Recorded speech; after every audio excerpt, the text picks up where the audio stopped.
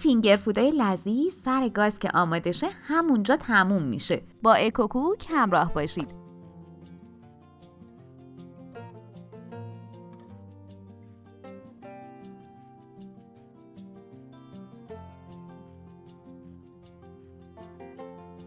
دو تا سیب زمینی بزرگ یا 4 تا کوچیک آب پز شده رو پوره کنید.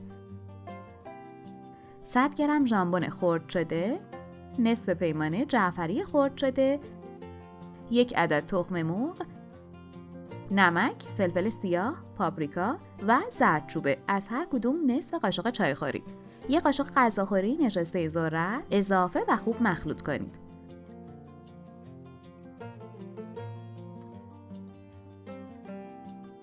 مواد رو داخل قیف بریزید. اگه هر روز سر درست کردن غذا کلی فکر میکنی و نمیدونی چی درست کنی، پیشنهاد میکنم کانالمون رو که کلی غذاهای فوری و جدید که همگی با مواد در دسترس و ساده درست میشه رو داشته باشی که مطمئنم خیلی به کارت میاد. سر قیف رو با قیچی ببرید.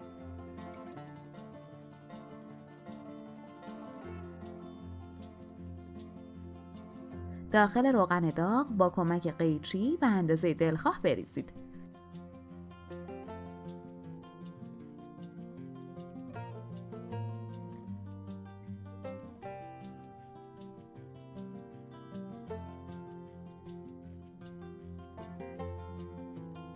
اجازه بدید همه طرفش برشته بشه. بعد از روغن خارج کنید.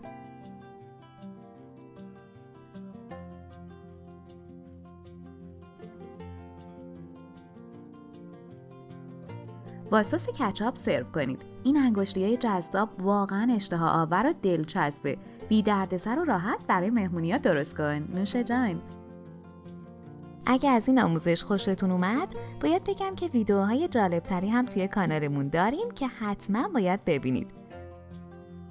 لطفاً برای حمایت از ما لایک و سابسکرایب رو فراموش نکنید.